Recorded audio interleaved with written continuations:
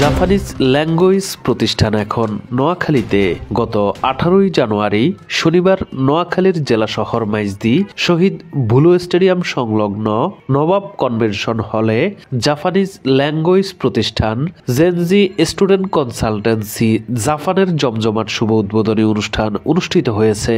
অনুষ্ঠানে প্রধান আকর্ষণ ছিলেন সুদূর জাপান থেকে আগত জাপানিজ অতিথি মিসেস কুমিকো তোকুমোতো। オンラインでたくさんのバングラデシュ人に日本語を教えています。今日本ではたくさんの若いバングラデシュの人が働いています。いろいろな仕事をしています。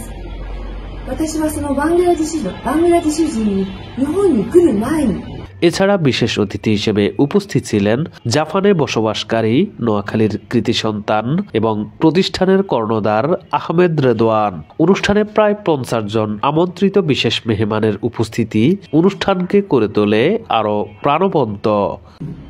তাদেরকে সাধুবাদ জানাই যে এরকম একটি উদ্যোগ নেওয়ার জন্য।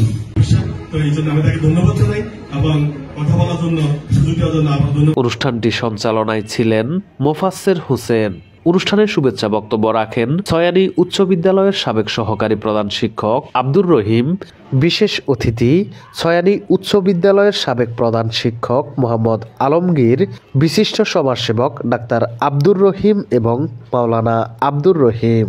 এছাড়াও বিদেশে উচ্চ শিক্ষার গুরুত্ব সম্পর্কে আলোচনা করেন ছয়ানীর কৃতি সন্তান ইঞ্জিনিয়ার জাকির হোসেন।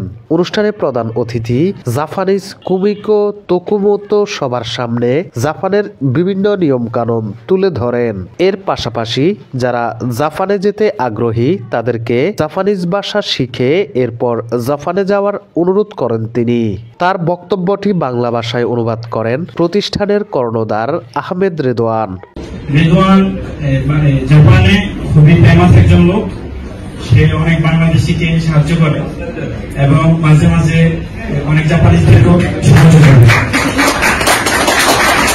অনুষ্ঠানে বাংলাদেশের প্রধান অতিথি হিসেবে উপস্থিত ছিলেন বিশিষ্ট ইসলামী চিন্তাবিদ ও সমাজসেবক সাবেক ভাইস চেয়ারম্যান মাওলানা বোরহান উদ্দিন। অনুষ্ঠানে উপস্থিত হয়ে অনুষ্ঠানকে প্রাণবন্ত করে তোলার জন্য প্রতিষ্ঠানের কর্ণধার আহমেদ রেদওয়ান এবং তারেক মনোয়ার সবাইকে ধন্যবাদ জানান। নোয়াখালী টিভি, বৃহত্তর নোয়াখালীর প্রতিচ্ছবি।